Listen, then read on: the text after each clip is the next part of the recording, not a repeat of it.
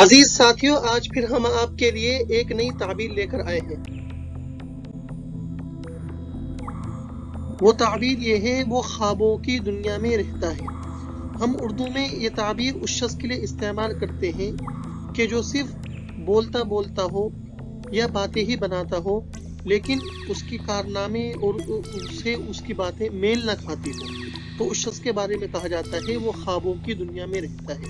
ہم اس کو عربی میں اس طرح کہیں گے، هو يعيش في دنيا الأحلام۔ هو يعيش في دنيا الأحلام۔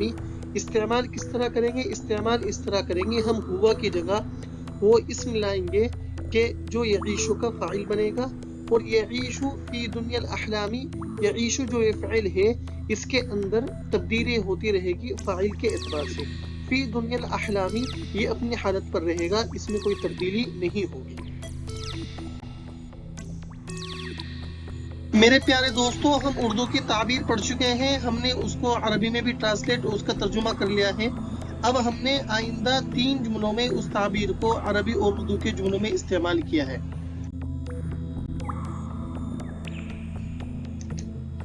اردو کا پہلا جملہ ہے، ہمارے نوجوان مغربی تہذیب و تمدن کا رنگ پکڑے ہوئے ہیں اور وہ خوابوں کی دنیا میں رہتے ہیں۔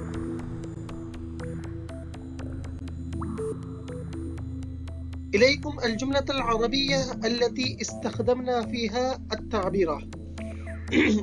شباننا مصطبغون بصبغة الحضارة الأوروبية وهم يعيشون في دنيا الأحلام۔ دیکھیے، آپ اس جملے میں غور کریں گے تو آپ کو معلوم ہوگا کہ ہم یہ ضمیر لوٹے گی شبان کی طرف۔ اس اعتبار سے یعیشون جو ہم یہاں جمع کا صیغہ لائے ہیں، دراصل جو اس کا مرجع ہے وہ جمع ہے، تو جمع میں مطابقت کی وجہ سے ہم یعیشون فعل جو ہے یہ مذکر کا صیغہ لائے ہیں، اس میں فی دنیا الاحلام یہ اپنی حالت پر ہے، اس میں کوئی تبدیلی نہیں ہوئی ہے۔ اردو کا دوسرا جملہ، وقت کی گنجائش کا سہارا لیا ہوا طالب علم خوابوں کی دنیا میں رہتا ہے۔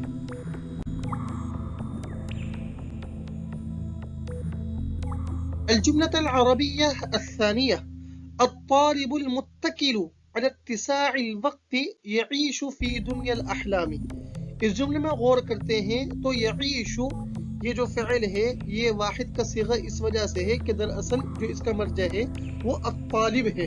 الطالب یہ واحد ہے، فی دنیا الاحلام یہ سابقہ حالت کی طرح یہ اپنی حالت پر ہے، اس میں کوئی تبدیلی نہیں ہوگی، جیسا کہ میں نے آپ کے سامنے شروع میں ہی عرض کر دیا تھا۔ تیسرا اور آخری جملہ سماعت فرمائیں، ظالم و سرکش طاقتیں خوابوں کی دنیا میں رہتی ہیں۔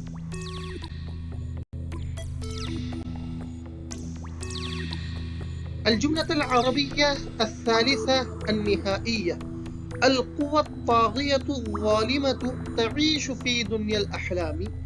تعيش یہ فعل مضارع کا ہی صیغہ ہے، لیکن یہ واحد مؤنث غائب کا صیغہ ہے۔ دراصل جو اس کا مرجع ہے وہ القوا، یہ قوت ان کی جمع ہے۔ فی دنیا الاحلامی یہ اپنی حالت پر رہے گا، اس میں کوئی تبدیلی نہیں ہوگی۔ میرے دوستو، اگر آپ کو ویڈیو پسند آئی ہے تو لائک ضرور کریں، اور مزید اسی طرح کی عربی سیکھنے سے متعلق ویڈیو دیکھنے کے لیے چینل سبسکرائب ضرور کریں اور اپنے دوستوں کو بھی شیئر کیجیے۔ شکریہ۔ اور اگر آپ کو عربی کے تعلق سے کسی طرح کی مدد چاہیے یا کوئی آپ کی رائے ہو تو کمنٹ باکس سے اپنی رائے کا ضرور اظہار فرمائیں۔